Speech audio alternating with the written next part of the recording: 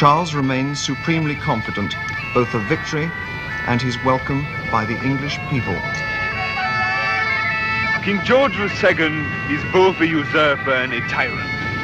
He's kept my father's crown by enslaving all the people of his island. He's deemed unpopular, and I know that once victory is mine, the people of England will welcome me. Your Highness, why are you fighting today when the ground here has been criticized by some of your officers? Because God is on our side. Charles Edward Stuart, the Bonnie Moor Hen, is to walk out of the lives of the people he has led into so much suffering with scarcely a backward look in their direction. James MacDonald, tacksman, senior officer in a ruthless clan system, who has brought with him onto the moor men whose land he controls. Alistair MacWurrich, subtenant of a tacksman, owns 1/8 of an acre of soggy ground and 2 cows. Alan McColl, subtenant of a subtenant, owns half share in a small potato patch measuring 30 feet. Angus MacDonald, servant of a subtenant, he owns nothing. Lowest in the clan structure, he is called a cotter, the man who has brought them all onto the moor. Alexander MacDonald, called in Gaelic Machichrúil, chief of the MacDonalds of Keppoch. The owner of all his tenants' land, the rent he has charged them, is to fight with him as clan warriors whenever he decrees. Alistair MacWurrich, told by his tacksman that if he did not fight, he would have his cattle taken and his roof burnt. This is the system of the clan. Because I feel that the act of union with England is a betrayal. Because Prince Charles is a Catholic, and I am a Catholic, and the King in London is a Protestant. Because Charles is part Scot, and I am a Scot, and the King in London is a German. These are the Wild Geese, 150 exiled Irishmen serving in the army of His Most Christian Majesty Louis XV of France, the most powerful ally of the Stuart cause. Brigadier General Walter Stapleton, Commander, Irish Pickets of the French Army. Yes, we're here because Prince Charles is a Catholic. It will be a fine thing for all Catholics when Charlie's on the throne and German Geordie's off it. Yes, that's right. If we had a Catholic king back on the throne in this country, then we could get back to living in our own. You must remember that your Protestant king in London has passed and is still passing penal laws against the Catholics in Ireland. Me, I'm from County Tipperary. Now I've got to live in Boulogne. Now you won't find a Catholic Irishman with much cause to love George II. Lord George Murray, age 51, Lieutenant General in the Clan Army.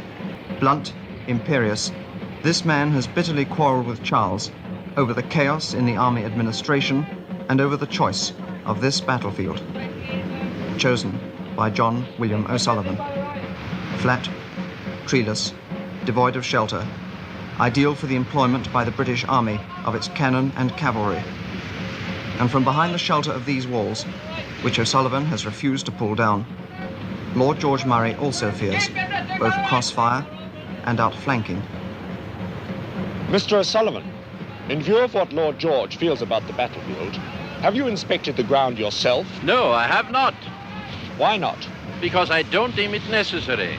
It is a large, plain moor, and as such, it's a fair field for the enemy horse and cannon, against which the Highlanders will be defenceless.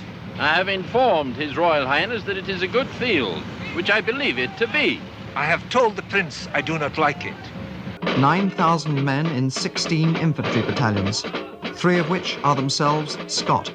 A total of 1,300 regular soldiers from the Lowlands, plus, in reserve, the volunteer militias of Stirling, Edinburgh, Dumfries and Glasgow, a further 8,000 men.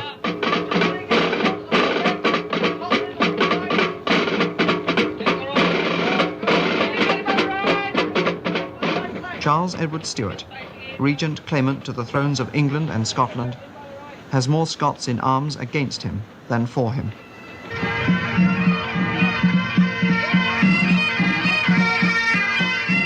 And ranged against him in the Highlands, he has the Whig clan siding with the government, the Munros, the Rosses, the Mackenzies, the MacLeods of Skye, the Sutherlands, and here on the moor, the Campbells of the Argyll militia.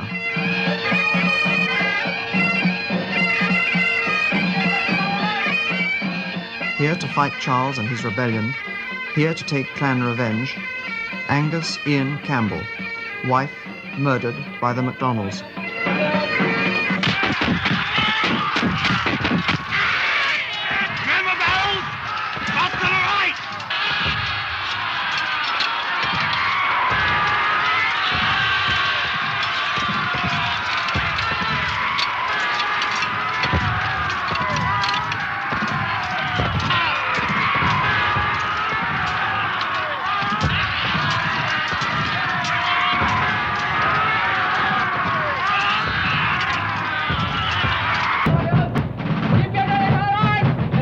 Wednesday, April 16th, 1746.